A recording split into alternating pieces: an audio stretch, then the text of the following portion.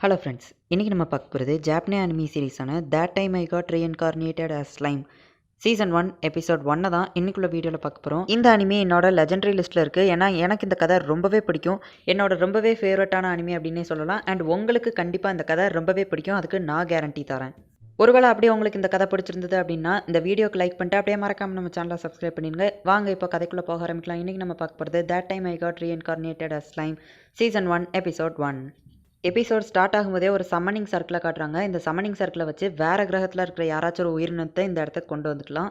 இந்த ஊரில் சிட்டியே எரிஞ்சிட்ருக்கு. அப்போது போர் நடக்கிற மாதிரி தெரியுது. அப்போ ஒரு சின்ன பொண்ணை அவங்க அம்மாவை கூட்டிகிட்டு போயிட்டு இருக்கும்போது அவங்க அம்மா எரிஞ்சு போயிருந்தாங்க. அப்போ இந்த சம்மனிங் சர்க்கிளை யாரோ யூஸ் பண்ணி அந்த சின்ன பொண்ணை வேறு எங்கேயோ கொண்டு போயிருந்தாங்க. இதை நல்லா ஞாபகம் வச்சுக்கோங்க. இப்போ ப்ரெசன்ட் டேக்கு வருது. டோக்கியோவில் இருக்கிற ஒரு ஆள் ஜாலியாக ஊரை என்ஜாய் பண்ணிட்டு நடந்து போயிட்டுருக்கான். அவன் வந்து தனக்கு இப்போ வரைக்கும் கேர்ள் ஃப்ரெண்ட்ஸ் இல்லை, லைஃப்பில் எந்த ஒரு விஷயத்தையுமே நான் அனுபவிக்கல அப்படின்னு சொல்லிட்டு, பட் ஆனால் அதை பற்றி எந்த கவலையுமே இல்லாமல் அவன் பாட்டு நடந்து போயிட்டுருக்கான். இப்போ அவன் கூட ஆஃபீஸில் வேலை பார்க்குற ஒருத்தனை தான் பார்க்க போயிருக்கான். ஹே டாம்ரா, எப்படி இருக்க அப்படின்னு சொல்லிட்டு நம்ம ஹீரோ கேட்கவும், உடனே நான் நல்லா இருக்கேன், இதுதான் என்னோட கேர்ள் ஃப்ரெண்ட் அப்படின்னு சொல்லிட்டு அவன் இன்ட்ரடியூஸ் பண்ணி வைக்கிறான். உடனே நம்ம ஹீரோ நான் வந்து சாட்டுரா மீக்கமி அப்படின்னு சொல்லி இன்ட்ரடியூஸ் ஆகிக்கிறான். உன்னைய பற்றி நிறைய ஆஃபீஸில் கேள்விப்பட்டிருக்கேன் அப்படின்னு சொல்லிட்டு அவன் காமெடி பண்ணுவான். அந்த பொண்ணு பயப்படுதா. அவன் சும்மா தான் சொல்லுதான் அப்படின்னு கூட இருக்கிறவங்க சொல்கிறாங்க. இவன் வந்து பரவாயில்ல, இந்த பையன் இந்த வயசுலேயே வந்து கேர்ள் ஃப்ரெண்டெல்லாம் பிக்கப் பண்ணிட்டான், நான் 37 வயசு ஆகியும் ஒன்றுமே பண்ணல அப்படின்னு யோசிக்கான். அப்போ திடீர்னு பார்த்தா ஒருத்தன் கத்தி வச்சுட்டு இவன் ஃப்ரெண்டை குத்த ஓடி வரும். நம்ம ஹீரோ அவனை தள்ளி விட்டுட்டு அவன் போயிட்டு அந்த கத்தி குத்த வாங்கிக்கிடுறான். அவன் எதுக்கு சம்மந்தமே இல்லாமல் வந்து குத்துனான்னு தெரில. இப்போ இவனுக்கு நிறையவே பிளட் லாஸ் ஆகிட்டுருக்கு. எனக்கு இப்போ ரொம்பவே ஹீட்டாக இருக்குது அப்படின்னு அவன் மனசுக்குள்ளே நினைக்கவும், திடீர்னு ஒரு வாய்ஸ் உங்களுக்கு ஹீட் ரெசிஸ்டன்ட் வருது அப்படின்னு சொல்லிட்டு ஒரு கம்ப்யூட்டர் வாய்ஸில் பேசுது. உடனே நம்ம ஹீரோ எனக்கு வந்து இந்த கத்தியால் குத்துனது ரொம்பவே வலிக்கு அப்படின்னு சொல்லவும், உங்களை வந்து யாராலேயும் கத்தியாலேயே குத்த முடியாது, உங்களுக்கு அதேமாதிரி பெயின் ரெசிஸ்டன்ஸ் கிடைக்கி அப்படின்னு சொல்லிட்டு சொல்லுது. இந்த டாம்ரா ஃப்ரெண்டு ஆம்புலன்ஸ்க்கு கால் பண்ணுறான். அவனுக்கு ரொம்பவே பிளட் லாஸ் ஆகுது, ரொம்ப பிளட் லாஸ் ஆகுது அப்படின்னு நம்ம பார்க்கவும், உங்களுக்கு வந்து பிளட்டே தேவையில்லாத ஒரு பாடியாக க்ரியேட் ஆகுது அப்படின்னு அது சொல்லுது. அவ்வளோதான், நான் சாகப்போறேன்னு நினைக்கிறேன், என் பாடி ரொம்பவே சில்லுன்னு ஆகுது அப்படின்னு அவன் சொல்லவுமே, அந்த கோல்டு அப்படிங்கிற வார்த்தையை கேட்டவுடனே உங்களுக்கு கோல்டு ரெசிஸ்டன்ஸ் கிடச்சிருச்சு அப்படின்னு அந்த கம்ப்யூட்டர் வாய்ஸ் சொல்லுது. நம்ம ஹீரோ அவன் கடைசி ஆசையாக அவன் ஃப்ரெண்டு டாமரா கிட்ட என்னோட கம்ப்யூட்டரில் இருக்கிற ஹார்ட் டிஸ்க்கை அழிச்சிரு, நீங்கள் 2 பேரும் சந்தோஷமான லைஃப்பை வாழுங்க அப்படின்னு சொல்கிறான். அந்த கம்ப்யூட்டருங்கிற வார்த்தையை கேட்கவும் உங்களுக்கு எலக்ட்ரிக் ரெசிஸ்டன்ஸ் கிடச்சிருச்சு அப்படின்னு சொல்லுது. டாமுரா, என்னோட ஹார்ட் டிஸ்க் அழிக்க மறந்துடாத, நீங்கள் 2 பேரும் கல்யாணம் பண்ணிட்டு ஹாப்பியாக லைஃப்பை வாழுங்க அப்படின்னு சொல்லிட்டு அவன் சொல்கிறான். அப்படியே லைட்டாக கண்ணை மூடும்போது, நான் என்ன ரொம்ப அறிவாளி மாதிரி பேசிகிட்டு இருக்கேன் அப்படின்னு அவன் சொல்லவும், அறிவாளிக்கு உண்டான ஸ்கில் உங்களுக்கு கிடச்சிருச்சு அப்படின்னு சொல்லிட்டு அந்த கம்ப்யூட்டர் சொல்லுது. இப்போ அந்த அறிவாளிக்கு உண்டான ஸ்கில் கிடச்சதுனால எக்ஸ்ட்ரா ஸ்கில்லாக உங்களுக்கு பெரிய ஞானியோட ஸ்கில் கிடச்சிருக்கு அப்படின்னு சொல்லிட்டு அந்த கம்ப்யூட்டர் சொல்லுது. நம்ம ஹீரோ இந்த இடத்துலையே இறந்துதான். அப்படியே அவன் இறந்த மாதிரியே அவனுக்கு தெரில. அவன் இன்னும் அப்படியே கான்சியஸ்னஸோடு தான் இருக்கான். ஆமாம், நான் எங்கே இருக்கேன், எனக்கு கடைசியாக ஞாபகம் இருக்கிறதெல்லாம் ஏதோ ஒரு கம்ப்யூட்டர் என்கிட்ட வந்து அறிவாளிக்கு உண்டான ஸ்கில் என்கிட்ட கிடச்சிருச்சு அப்படின்னு சொன்னது. வெயிட், ஆமாம், என்னையும் யாரோ கத்தியால் குத்திட்டாங்க, நான் இறந்து போயிட்டேன் அப்படின்னு சொல்லிட்டு அவன் யோசிச்சுட்ருக்கான்.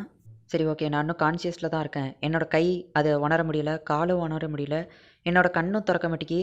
ஆனால் என்னோடய பாடி இது மூவ் ஆகுது. அது என்னது, ராக்ஸா? அப்போ நான் ஹாஸ்பிட்டலில் இல்லை, நான் எங்கே இருக்கேன்? ஏன் ஒரு தினசாவே இருக்குது இது எல்லாமே?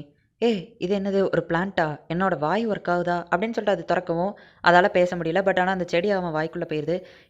இந்த பிளான்ட் இது அப்படியே என்னோட மொத்த உடம்புக்குள்ளேயும் தெரியுது. ஆமாம், வெயிட், நான் எப்படி பிளான்ட்ஸை சாப்பிடுதேன்? நான் ஏன் ஒரு மாதிரி கோலு கோலுன்னு ஆடிக்கிட்டே இருக்கேன் அப்படின்னு இவ்வளோ நேரம் நம்ம ஹீரோ மனுஷன் மாதிரி பேசிகிட்டு இருந்தான். இப்போ அவனோட வாய்ஸ் வந்து திடீர்னு சேஞ்ச் ஆகுது. இதோ இந்த மாதிரி தான்.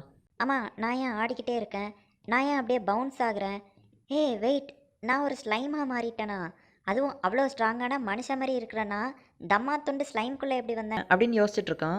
சரி, ஓகே, இப்போ நான் ஒரு மனுஷன் இல்லை, போன ஜென்மத்தில் கத்தியால் குத்தப்பட்டேன், இந்த ஜென்மத்தில் ஸ்லைமாக மாறியிருக்கேன், ரீஎன்கார்னேஷன் ஆயிருக்கேன் அப்படிங்கிறத புரிஞ்சுக்கிட்டு, சரி, ஓகே, என்னோட உடம்பால் என்ன பண்ண முடியும்?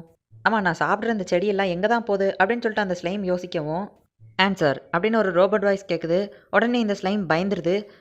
யார்டா நீ அப்படிங்கவும், ஆன்சர், நான் கிரேட் சேஜ், நான் ஒரு அறிவாளி, உங்களோட ஸ்கில்லில் நானும் ஒன்று அப்படின்னு சொல்லுது.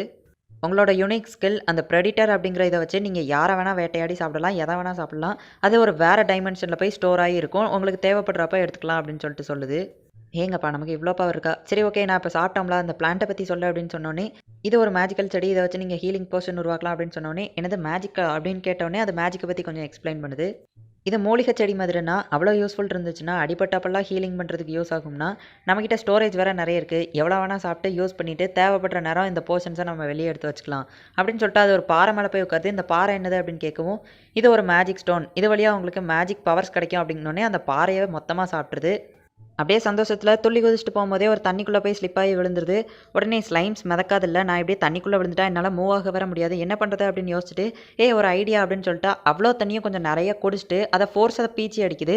ரொம்பவே ஃபாஸ்ட்டாக போகுது, தடுக்க முடியல அப்படிங்கிறதுனால ஸ்லிப் ஆகிட்டு போயிட்டு ஒரு இதில் மோதுது. என்ன எனக்கு அடிபட்ட வலிக்கவே இல்லை அப்படிங்கும்போது உங்கள்கிட்ட பெய்டு நாலிஃபிகேஷன் இருக்குது, உங்களுக்கு எந்த டேமேஜ் ஆனாலும் வலிக்காது, செல்ஃப் ரீஜெனரேஷன் இருக்குது, அடிபட்டாலும் ரீஜெனரேட் ஆயிரும் அப்படின்னு சொல்லிட்டு அதை அடிபட்டதை ரீஜெனரேட் ஆக்கி வைக்குது.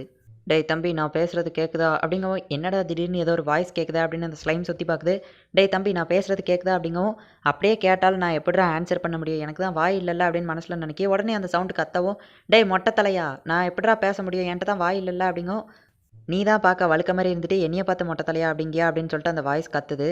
ஏங்க எனக்கு கண்ணே தெரியாதுங்க, அப்புறம் எப்படிங்க நான் பார்க்க முடியும், அதான் அப்படிங்கவும், அட பாவி கண்ணே தெரியாமல் தான் என்னைய பார்த்து மொட்டை தலை அப்படிங்கியா அப்படின்னு சொல்லிட்டு, சரி ஓகே உனக்கு கண்ணு தெரியறதுக்கு ஒரு மேஜிக்கை நான் உனக்கு சொல்லித்தரேன், பட் ஆனால் நீ எனக்கு ஒரு ப்ராமிஸ் பண்ணணும், நான் இந்த இடத்துலையே 300 வருஷமாக அடப்பட்டு கிடக்கிறேன், நீ என்னைய பார்த்து பயப்படக்கூடாது அண்ட் என்னை அப்பப்போ வந்து பார்த்துக்கிடணும் ஓகேவா அப்படின்னு சொல்லவும் அந்த ஸ்லைமும் ஓகே அப்படின்னு சொல்லுது. உடனே அந்த ஸ்கில் அதுக்கு சொல்லிக் கொடுக்கு. உடனே இதுவும் வந்து மேஜிக்கை பக்கத்தில் இருக்கிறத சென்ஸ் பண்ணுறதுக்கு உண்டான ஒரு ஸ்கில் அதை ஆக்டிவேட் பண்ண உடனே இப்போ தான் நம்ம ஸ்லைமுக்கு கண்ணே தெரிய ஆரம்பிக்கி எல்லாத்தையும் பார்த்துட்ருக்கு. அதுக்கப்புறமா தன்னோட ஃபேஸை பார்க்க அப்போ நான் ஸ்லைம் தான் அப்படிங்கிறத கன்ஃபார்ம் பண்ணுது. அட பாவி நீ டிராகன் கூடயா நான் இவ்வளோ நேரம் பேசிகிட்டு இருந்தேன் அப்படின்னு சொல்லிட்டு அது ஆச்சரியமாகுது. இங்கே இருக்கிற ஸ்லைம் மான்ஸ்டர்ஸ் எதுக்குமே அளவுக்கு அறிவு கிடையாது, நீ எப்படி அறிவாளியாக இருக்க அப்படின்னு கேட்டோடனே, அந்த கதையை ஏங்க கேட்கிங்க, போன ஜென்மத்தில் நான் மனுஷனாக இருந்தேன், கத்தியால் குத்துப்பட்டு இந்த ஜென்மத்தில் இப்படி ஸ்லைமாக வந்திருக்கேன் அப்படிங்கவும், இங்கே இருக்கிறவங்க சமனிங் மேஜிக்கை யூஸ் பண்ணி மற்ற உலகத்தில் இருக்கிறவங்கள இந்த இடத்துக்கு சமன் பண்ணுவாங்க. பட் ஆனால் மறுபிறப்பாக இந்த இடத்துக்கு ஃபஸ்ட் டைம் வந்திருக்கிறது, ரீஎன்கார்னேஷனாக வந்திருக்கிறது ஒன்றையே தான் நான் ஃபஸ்ட் டைமாக பார்க்கேன் அப்படின்னு சொல்லிட்டு அந்த டிராகன் சொல்லுது. உடனே அது சிரிச்சிட்டு இருக்கு. உடனே நம்ம ஸ்லைமுக்கு என்னதான் இருந்தாலும் பயம். அங்கேருந்து எங்க சரி நான் போயிட்டு வரேன் அப்படின்னு சொல்லிட்டு ஓட பார்க்குது. கொஞ்சம் வெயிட் பண்ணு, இந்த இடத்துல சமனிங் பண்ணி நிறைய பேர் வந்திருக்காங்க, பட் ஆனால் ரீஎன்கார்னேஷனாக ஒரு ஸ்லைம் மான்ஸ்டராக நான் இப்போ தான் ஃபஸ்ட் டைம் பார்க்குறேன் அப்படிங்கவும், ஓ அப்படியாங்க, ஓ அதனால தான் எனக்கு வந்து நிறைய ஸ்கில்ஸ் ஆட்டோமேட்டிக்காக வந்திருக்கு போல அப்படின்னு சொல்லிட்டு அது சொல்லிட்டு இருக்கு. மேபி என்னை மாரி யாராச்சும் இங்கே வந்திருக்காங்களான்னு பார்க்கணுன்னு ஆசை தான், பட் ஆனால் இப்போ நான் கொஞ்சம் வெட்டியாக தான் இருக்கேன், வேணா உங்க கூட பேசலாம் அப்படின்னு சொல்லிட்டு இந்த ஸ்லைம் சொல்லவும், உடனே இந்த டிராகனும் ரொம்பவே சந்தோஷப்படுது. ஆமாம் யார் உங்களை இந்த இடத்துல 300 வருஷத்துக்கு முன்னாடி அடைச்சி வச்சா, எப்படி இங்கே மாட்டீங்க அப்படின்னு கேட்கவும், உடனே அந்த டிராகன் தன்னோட கதையை சொல்லுது. 300 வருஷத்துக்கு முன்னாடி நான் தெரியாதனமாக சிட்டி ஒன்று கொளுத்திட்டேன், அங்கே ஒரு ஹீரோ இருந்தான், எனது தெரியாதனமாக சிட்டியவே கொளுத்திட்டீங்களா அப்படின்னு ஸ்லைம் கேட்கவும், சரி சரி கண்டினியூ பண்ணுங்க அப்படின்னு சொல்லுது. உடனே அந்த ஹீரோ ரொம்பவே ஸ்ட்ராங்காக இருந்தா, அவளுக்கு நிறைய ஸ்கில்ஸ் இருந்தது, அன்லிமிட்டட் இம்ப்ரெசன்மெண்ட் அப்படிங்கிற அந்த ஸ்கில்லை வச்சு என்ன நிரந்தரமாக இதில் அடைச்சி வச்சிட்டாங்க அப்படின்னு சொல்லவுமே, ஓ உங்களை சுற்றி இந்த ஜொலி ஜொலிக்குதா இதுதான் அதுவா அப்படின்னு கேட்கவும், ஆமாம் அண்ட் அந்த ஹீரோ வந்து ஒரு சமணர் அப்படிங்கவும், சமணரா அப்படின்னு சொல்லிட்டு அந்த ஸ்லைம் கேட்குது.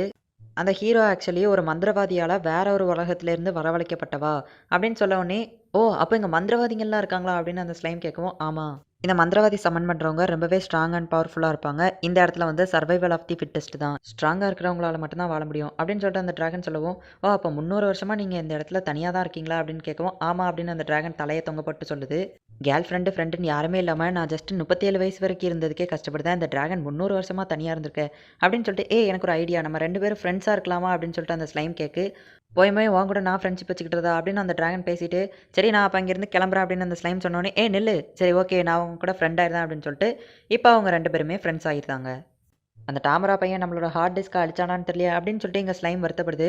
இங்கே நம்ம ஹீரோக்கு ஃபோட்டோவே வச்சுட்டாங்க இறந்து போயிட்டான் அப்படிங்கிறதுனால, ஆமாம் ஒருவேளை அந்த ஹார்ட் டிஸ்க் உள்ளே இருக்க என்ன இருக்குன்னு பார்த்துருவானோ அப்படின்னு சொல்லிட்டு அந்த ஸ்லைம் வருத்தப்படுது. அவன் அதை கொண்டு போய் அப்படியே தண்ணி தொட்டிக்குள்ளே போட்டுருதான். நண்பா நீ தான் என் ஹீரோ, எனக்கு குழந்தை பிறந்தா உன் பேரை தாண்டா வைப்பேன் அப்படின்னு சொல்லிட்டு அந்த ஃப்ரெண்ட் இவனுக்காக வேண்டிக்கிட்டான். இந்த இடத்துல இந்த எபிசோட் முடியுது. எடுத்த உடனே ஃபஸ்ட் எபிசோட்லேயே எல்லா விஷயங்களையும் ரிவீல் பண்ண முடியாது, ஸோ எல்லாருமே கொஞ்சம் பொறுமையாக இருந்து போக போக கதையை பார்த்து தெரிஞ்சுக்கோங்க. அண்ட் கதை ரொம்பவே சூப்பராக இருக்கும், அதுக்கு நான் கேரண்டி. அண்ட் வீடியோ பிடிச்சிருந்தது அப்படின்னா லைக் பண்ணிட்டு அப்படியே மறக்காமல் நம்ம சேனலை சப்ஸ்கிரைப் பண்ணிடுங்க. தேங்க்யூ ஃபார் வாட்சிங், பாய் கைஸ். நெக்ஸ்ட் எபிசோடில் சூப்பராக இருக்கும், அந்த எபிசோடில் உங்களை வந்து மீட் பண்ணுறேன்.